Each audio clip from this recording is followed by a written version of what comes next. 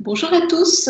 Une signature et vous reçoit aujourd'hui quelqu'un que j'aime vraiment beaucoup et qui s'appelle Nathalie Lefebvre.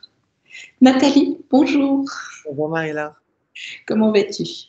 Écoute, ça va très bien. Chaque fois que je te vois, j'ai beaucoup d'émotions qui remontent parce que c'est vrai qu'on a, je pense depuis à peu près une dizaine d'années qu'on s'est rencontrés, vécu beaucoup d'expériences assez inoubliables toutes les deux, qu'elles soient professionnelles ou autres. Donc, c'est comme si parfois il y a des gens, ils sont des ancrages, et t'es un ancrage pour moi de bien-être, de joie, de sens, de profondeur, d'échanges riches. Donc, vraiment, je te remercie pour ça. Merci pour ton invitation et ravie d'être ici.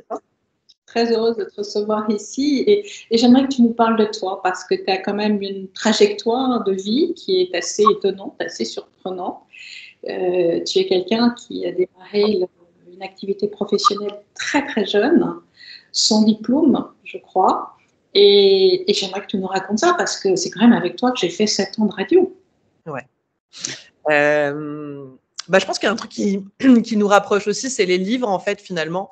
Je démarre par là parce que j'ai passé un bac littéraire, donc quelque part, c'est le seul diplôme que j'ai et celui que j'ai adoré passer. D'ailleurs, quelque part, bon, on est tous à peu près formatés quand même à passer le baccalauréat, mais chez moi, la vraie révélation, ça a été de rentrer en première littéraire et tout d'un coup, d'avoir étudié une tonne de sujets qui ne m'intéressaient pas forcément et de réaliser qu'à l'endroit où les choses se spécifiaient, où je rentrais vraiment dans ce qui était des résonances pour moi, tout d'un coup, il y avait un talent qui se déployait et j'ai un souvenir absolu de mon premier trimestre de première littéraire où j'avais une prof qui était très exigeante, que j'adorais et j'avais 20 de moyenne voilà, ce premier trimestre. Et là, je me suis dit, mais c'est vrai que quand on est en cours de français, quand on parle de littérature, de dissertation, voilà, d'analyse de texte, vraiment, je suis à ma place et je me sens totalement à l'endroit où justement, peut-être qu'une forme de génie en moi peut s'exprimer. Et c'est là où j'ai compris que les 3 en maths, ou en tout cas mes incapacités sur d'autres endroits, ne parlaient pas de ce que j'étais dans la globalité. Donc je pense que ça a été un élément de compréhension assez intéressant, de me dire quand on est au bon endroit pour soi, en fait c'est là qu'on excelle. Donc j'ai terminé ce bac littéraire, j'avais envie d'être journaliste, ça s'est un petit peu amorcé de cette manière-là. Donc j'ai commencé des études à la Sorbonne et puis j'ai quelque chose dans mon parcours qui est intéressant, c'est que dès que je sens que mon corps, mon être globalement n'est pas positionné au bon endroit, il y a quelque chose qui me pousse à en sortir. Donc pourtant, je viens d'une famille modeste où on n'a pas trop l'habitude des gens qui se mettent à emprunter des voies sans avoir les bons contacts, sans avoir les parents qui ont les moyens.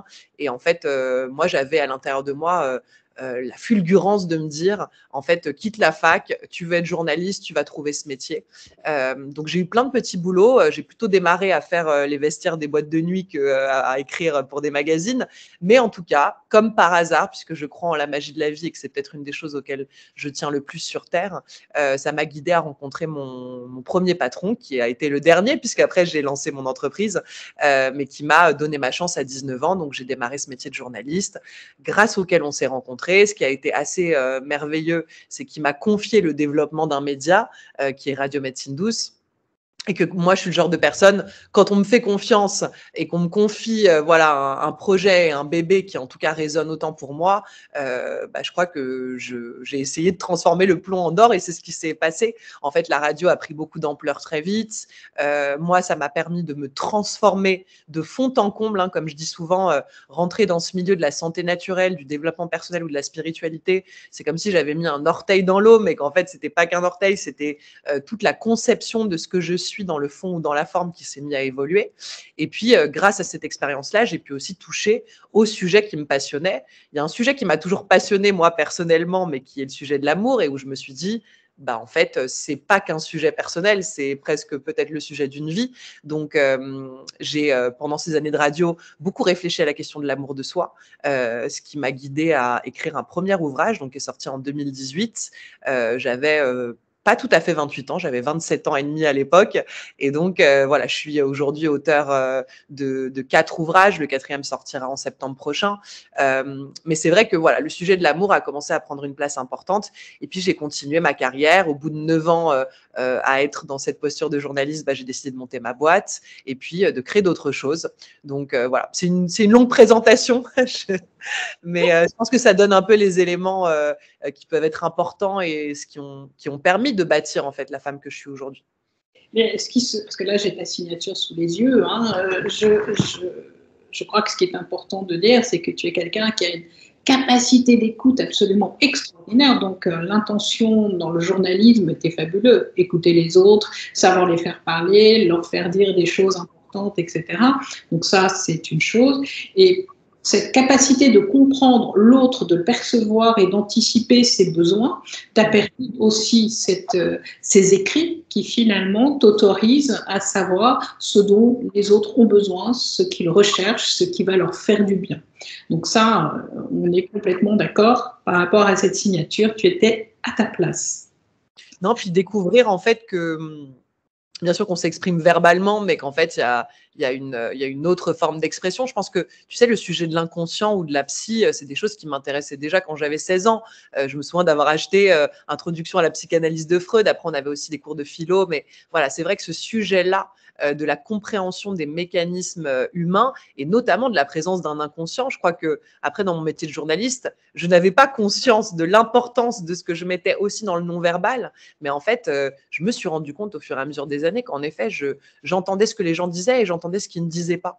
Et donc voilà, et d'ailleurs, c'est assez difficile de poser des mots dessus, mais c'est comme une espèce de connexion relationnelle hyper forte où moi, je me sentais en fusion avec mes invités. Et aussi, il y a un côté où j'ai jamais eu trop l'habitude de préparer mentalement parce que je pense qu'un moment, finalement, ça se vit, ça ne se prépare pas. Et ça m'a permis aussi de pouvoir être tellement connectée à la personne quand j'étais en face d'elle, au micro, et de pas être dans forcément qu'est-ce que mon mental me propose comme question suivante, mais qu'est-ce que moi je sens dans le lien où finalement ça se passe un peu de la tête.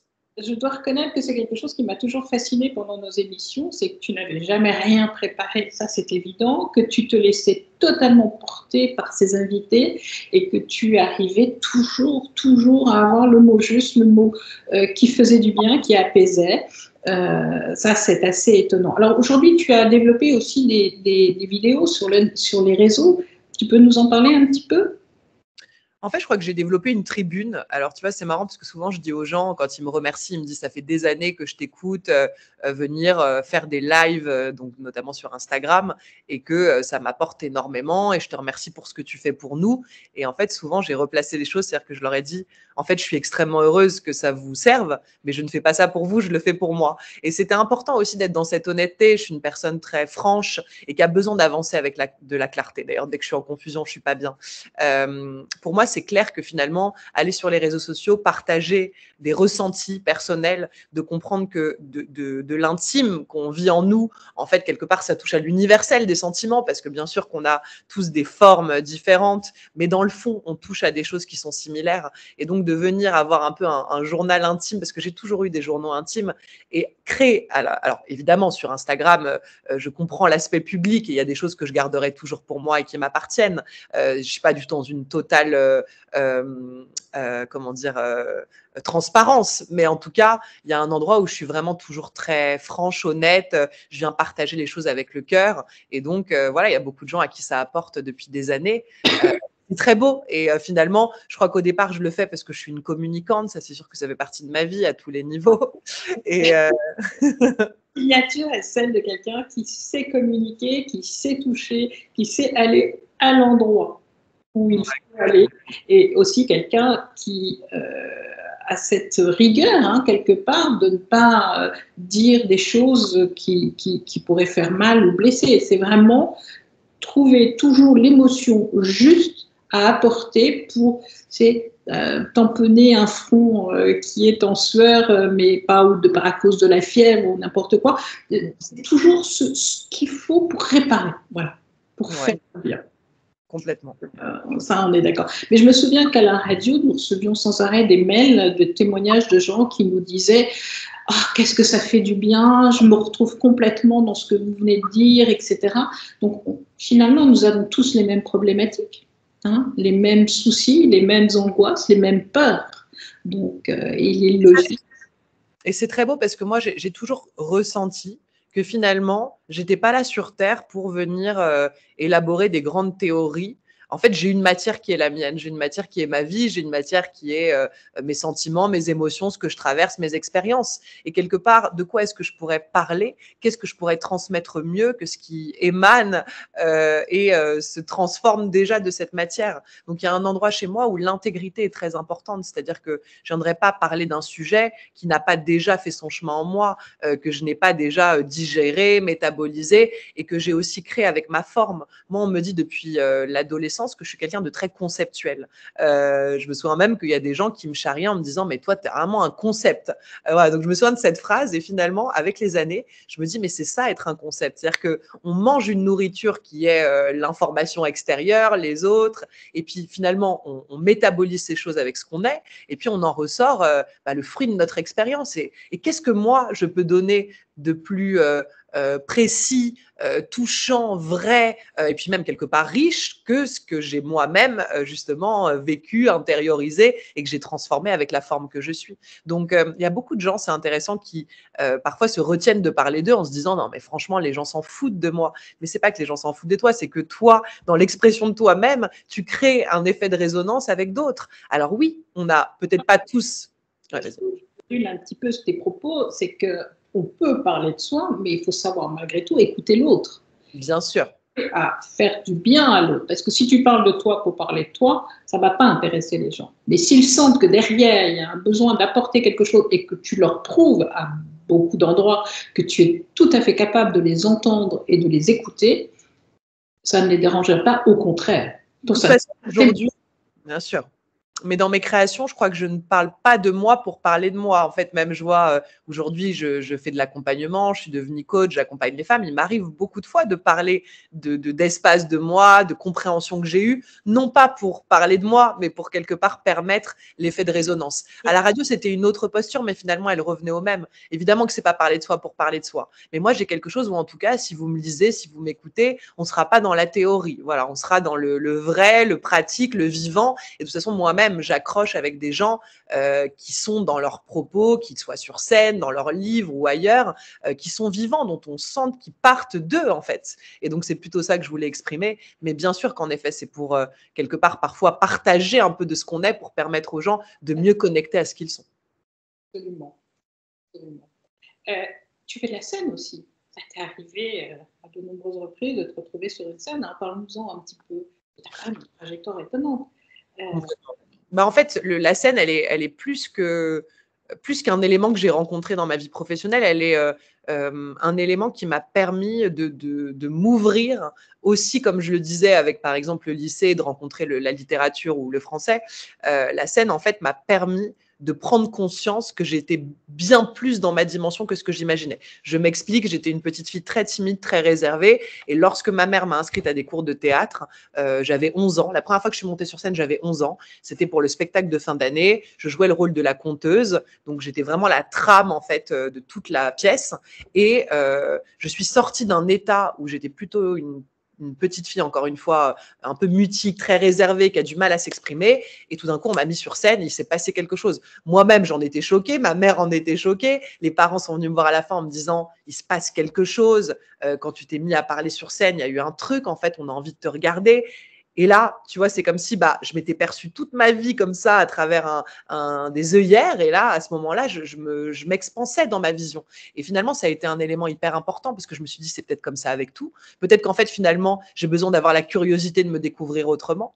Et en tout cas, la scène a été un fil rouge tout au long de ma vie. J'ai toujours trouvé les circonstances pour remonter sur scène, que ce soit pour chanter parce que j'ai toujours aimé chanter, que ce soit pour justement faire du théâtre, faire des représentations. Et puis plus tard, dans ma vie professionnelle, donner des conférences, organiser des émissions radio sur scène, enfin voilà, trouver la scène pour aussi notamment les spectacles. On a créé des spectacles avec la radio pour faire expérimenter aux gens des outils thérapeutiques.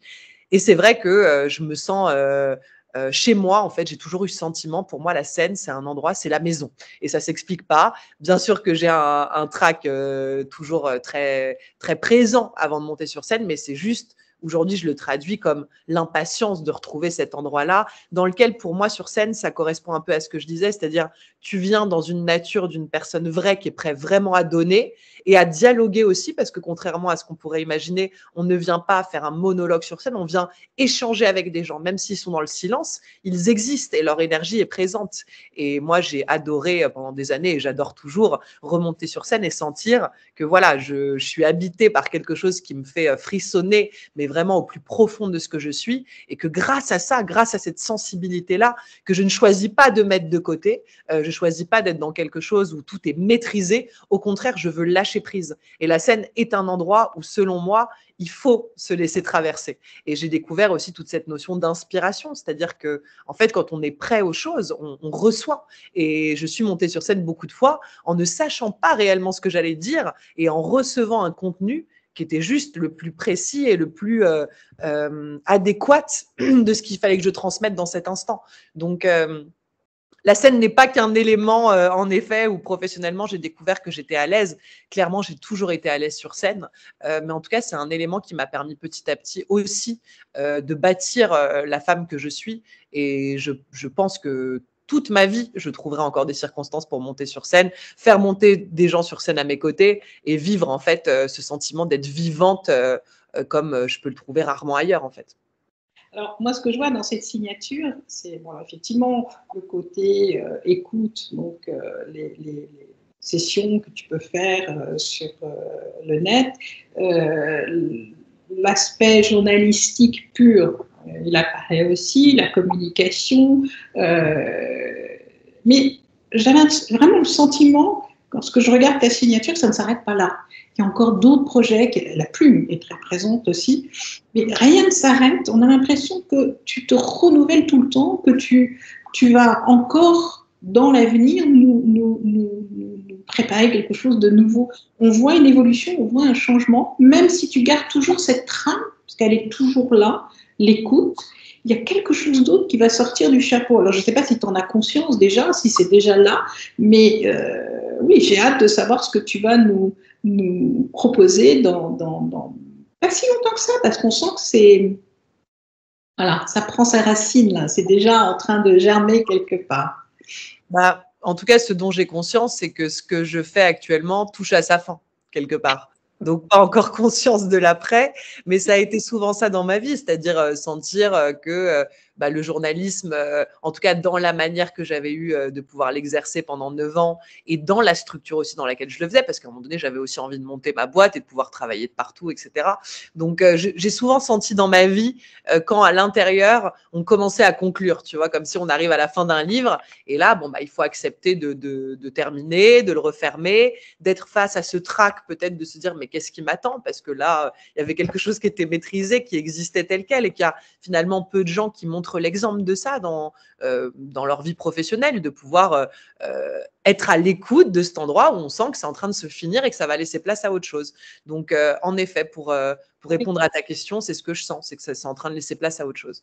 Ça fait toujours très peur, ces phases de changement, de mutation. Elles sont provoquées par soi, uniquement par soi. Ce n'est pas que les choses ne peuvent plus se faire, c'est juste qu'on sent à l'intérieur de soi qu'on arrive au bout de quelque chose et qu'il est temps de passer à autre chose et d'être exalté pour autre chose. Complètement. C'est en tout cas comme ça que je perçois les choses et je vois bien que de ce côté, c'est un peu pareil. Par contre, il y a quand même une phase là de peur, de stress, mais moi, je commence à te connaître un petit peu et on voit de par le passé des phrases comme ça hein, dans cette signature. C'est quelque chose que tu vas surmonter sans problème. Mais très, très rapidement, là, on sent que les choses s'accélèrent. Voilà, c'est ce que j'ai envie de dire avec cette signature. Il y a des choses qui vraiment s'accélèrent. Puis il y a le fait est que dans ma vie, les choses pendant 10 ans se sont presque mis en place d'une manière tellement naturelle et fluide, mais c'est comme tout dans la vie, parfois il y a des choses vers lesquelles on s'engage qui vont pas nous convenir plus longtemps que ça. Moi, même si je rapproche ma vie affective et personnelle, j'ai pris des décisions qui m'ont mené à m'engager à des endroits, puis finalement me rendre compte que c'était pas les endroits où il fallait continuer à aller. Donc voilà, j'ai par exemple ces dernières années mis fin à un mariage, décidé d'évoluer à plein de niveaux. Et forcément, quand tu parles de trac, je crois que c'est tout ça. C'est-à-dire que là, moi, j'ai embrayé la trentaine, j'aurai 34 ans cette année, j'ai embrayé la trentaine en remettant en question et en perspective tous les éléments pour lesquels j'avais signé. Et donc, forcément que ça fait quelque chose, et je pense que ça parlera aux gens qui nous regardent. En fait, il y a des moments dans la vie où tout d'un coup, on chemine vers une direction. Et puis, ça s'arrête, en fait, parce que c'est pas tout à fait juste. Moi, je sais qu'au fond de moi, j'ai envie de me créer une vie qui soit vraiment sur mesure de ce que je suis. Et puis parfois, pour ça, il faut du temps pour se connaître. Moi, à 20 ans, j'ai l'impression d'avoir tout compris. À 33 ans, j'ai l'impression d'être complètement à l'ouest, tu vois. Et c'est ça qui est bien. C'est qu'en fait, ça m'a ramené à l'humilité de me dire, c'est cool parce que rien ne peut remplacer les années d'expérience de soi, les années où on vit, on se vit en fait et on se redécouvre. Et donc là, je sens qu'en effet, des choses se sont arrêtées, mais que c'est très juste aussi. Je pense que parfois, peut-être notre difficulté à chacun, c'est de laisser partir, en fait, c'est d'accepter de aussi peut-être prendre en charge ce que ça a laissé comme douleur, parce que c'est intéressant. Et puis, c'est pas des douleurs qui naissent dans ce qu'on traverse, c'est des douleurs qui étaient peut-être présentes avant et qui viennent se réactiver un peu avec ce qu'on vit. Mais en tout cas, à chaque fois, c'est un endroit où devenir un peu plus sage. C'est un mot aussi. Moi, j'ai voulu être une personne rebelle toute ma vie. Et là, en fait, j'aspire à être sage et sereine. Tu vois, pareil, avant, j'étais accro à l'intensité. Aujourd'hui, je suis accro à la sérénité. J'ai envie de calme, j'ai envie d'apaisement. Donc voilà, en tout cas, les années sont riches en apprentissage puisqu'elles nous nuancent, en fait. Ça ne veut pas dire que je ne vais pas toujours être une personne qui, en effet, a du feu en elle et a quelque chose de passionné, mais ça va juste trouver son équilibre et c'est ça qui est beau. Donc, je sens qu'en ce moment, je suis dans l'instauration d'un nouvel équilibre de vie et oui, ça file le trac, mais en même temps, c'est pour des perspectives meilleures et qui seront belles.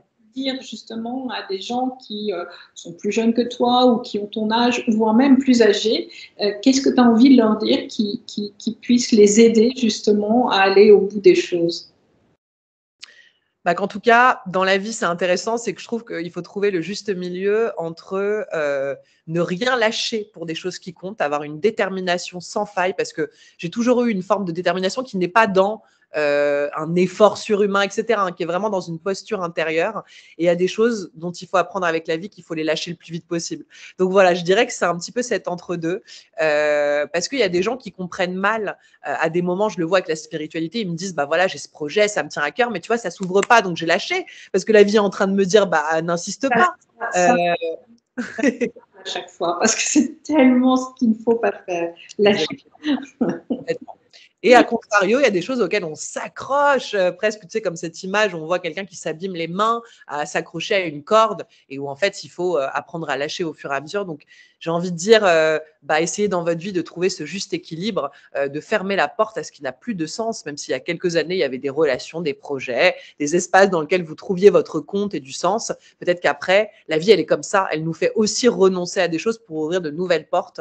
Et voilà, et surtout, éprouver cet endroit où personnellement, je le vois dans mes tripes, dans mon cœur, dans tout ce que je suis, je ne lâcherai jamais rien pour ce qui compte. Et notamment, ce qui compte le plus pour moi, c'est m'écrire une vie dans laquelle je vais m'épanouir, dans laquelle je vais me sentir libre, dans laquelle je vais aimer, je vais être aimé. Et voilà, et c'est ça, en fait, le grand objectif de cette existence. Donc, voilà, ne lâchez rien pour votre bonheur.